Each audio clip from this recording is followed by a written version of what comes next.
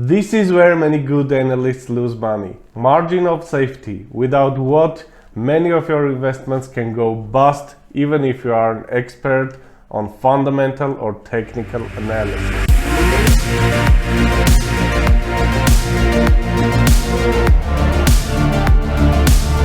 Hi, I'm Henrikh from Value Investing.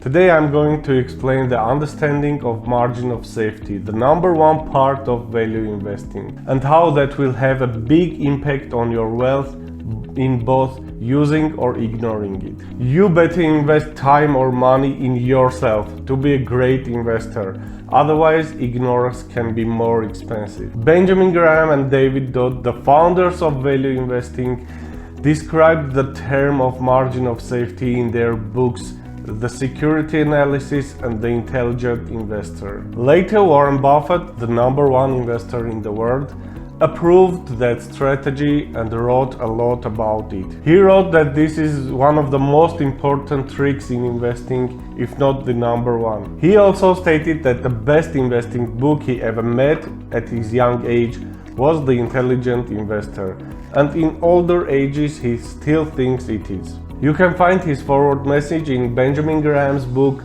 that mostly he values the chapter 8 and chapter 20 of the Intelligent Investor book, while the chapter 20 is all about the margin of safety. After finishing the history of the term, let's dig into the basics of it, and later in this video I will talk about the most important parts of it, the very nuances that most investors understand it wrongly. In short, the margin of safety is the difference between the intrinsic value of the underlying you want to invest in and the price you want to pay. And by the way, this doesn't refer to stocks only. This is true when you want to invest in anything, regardless it is stocks, commodities, real estate, private businesses or whatever. Before buying anything, you will want to find the real value of it. Remember, the value is not the price. Not everything is trading on the price of its value. There's a big difference between value and price. As Warren Buffett wrote, price is what you pay, value is what you get. There are many entrepreneurs or flippers that buy real estate at 10% lower of its market price and sell at 10% higher of it, literally without improving it vastly. All they do is finding a motivated seller to show the cash right away, to buy cheaper and sell to someone who will emotionally connect to that real estate after they improve a few things to look nicer. Their improvement is not worth 20% of the real estate price, but the difference between their buying and selling price is 20% or even more. This was a great example only to understand that the price is not equal to the value.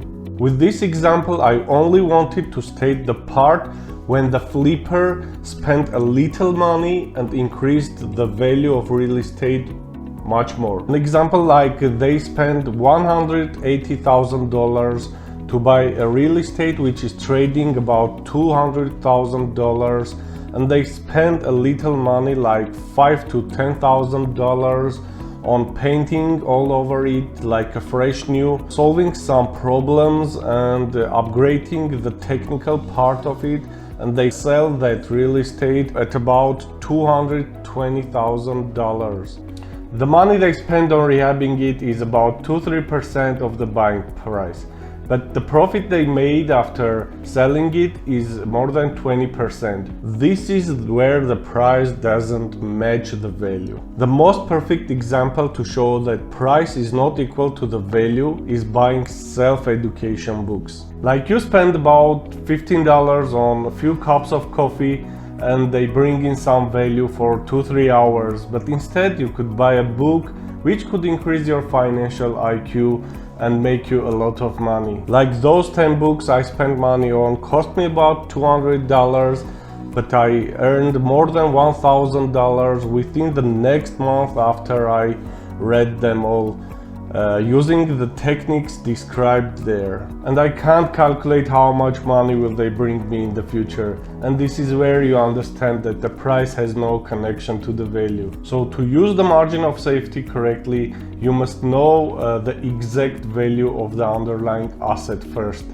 And after that only, you would want to pay the price which is less than the value. And the difference between the value and the price you want to pay is the margin of safety. Let's watch what Warren Buffett told about this. If you buy things for far below what they're worth and you buy a group of them, you basically don't lose money. You need the margin of safety in the case something goes wrong or you didn't value it correctly. When you ignore that safety, your investments become more risky against many factors. What most professionals do is predicting the future true value of the underlying instead of trying to find the current value. Let me explain this by detail, as this is the most important part of value investing and where most investors do it wrongly. We understood that the price is not equal to the value, but we also know that one day in the future the price will be trading around the intrinsic value, as the market is always trying to find the real value of the underlying asset in the long run. The father of value investing, Benjamin Graham, explained this part by saying that in the short run the market is like voting machine, and in long run the market is like weighing machine. The message is clear. In the long run, when company performs well, so will do the stock, and when company suffers, the stock will also suffer. So most professional investors try to find the future value of the company because they know that sooner or later the price will meet the value. And they try to find the future value because the businesses can have zero growth and holding it can be a losing strategy even if they bought it at a great price. The current buying price is something that is connected to your financial goals or your needs and expectations. You must know exactly what are your minimal goals in investing, and if met, then you are happy. So converting the future value to the current buying price, you must use your numbers, which will make you happy. Let's go deeper into an example. Let's say you predict the stock will be trading at about $1,000 in about 10 years. And now our goal is to convert that $1,000 to today's buying price. For this, we must use our own numbers. For me, my number is 15% return annually. If my investments grow at least 15% annually on average in the long run, that will really make me happy. So I would like to pay for that stock $250 in today's money, because if we add 15% annually to $250, it will be around $1,000 in 10 years using compounding. So if that stock is trading at about $200 today, that's a great buying price for me. I would buy it. If not, then I would wait for that price to come. So the current intrinsic value for me is about $250. Please note, the keyword here is for me. If your investment goals are 10% annually, then you will want to buy that stock even at $400. Because if we add up 10% annually on $400, we will meet that $1,000 in 10 years. Here is the most important message. The future value is something general. It depends on business performance. But the current buying price can vary from person to person depending on the goals. Oh, by the way, these are my favorite top 10 books about stock market investing.